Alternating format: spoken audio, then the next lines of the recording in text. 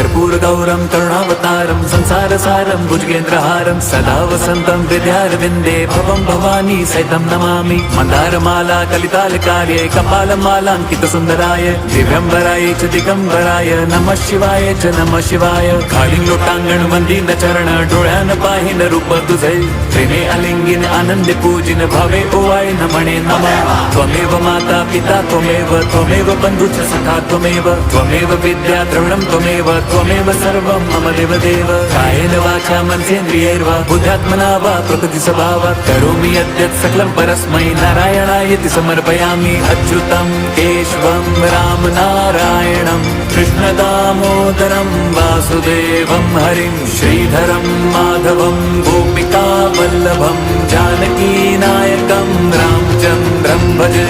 Hare Ram Ram Ram Hare Hare Hare Krishna